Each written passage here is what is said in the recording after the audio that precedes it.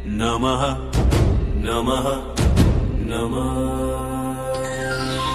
दृष्ट्वा देवं महाकालः कालिकांगं महाप्रभुं भार्गव पतितो भूमो दण्डवत्सुरपूजिते कल्यन्तकालाग्निसमान भासं चतुर्भुजं कालिकयोपजुष्टं कपलखट्वाङ्गवराभयाढ्यकरं महाकालमनन्तमीडे रे।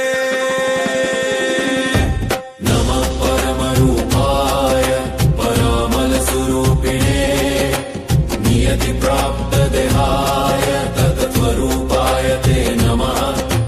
नमः परमरूपाय परमार्थैकरूपिणे वियन्मायास्वरूपाय भैरवाय नमोऽस्तुते।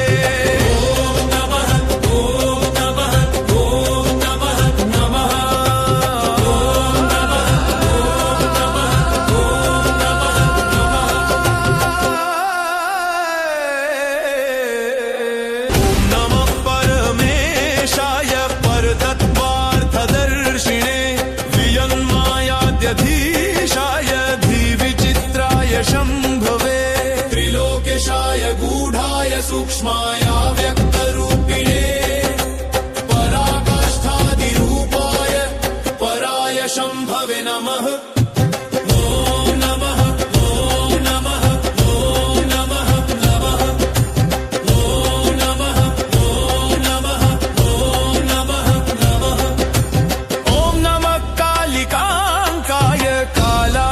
निभायते जगत्संहारकर्त्रे च महाकालाय ते नमः।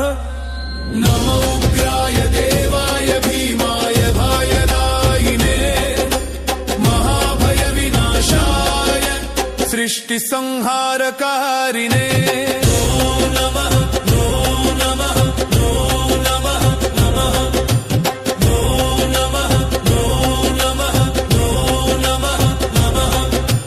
नमः परानन्दस्वरूपाय महात्मने परप्रकाशरूपाय प्रकाशाना प्रकाशिने ॐ नमो ध्यानगम्याय योगिहृत्पद्मवासिने वेदतन्त्रार्थगम्याय वेदतन्त्रार्थदर्शिने वेदागमपरामर्श परमानन्ददायिने तन्त्रवेदान्तवेद्याय शम्भवे विभवे नमः।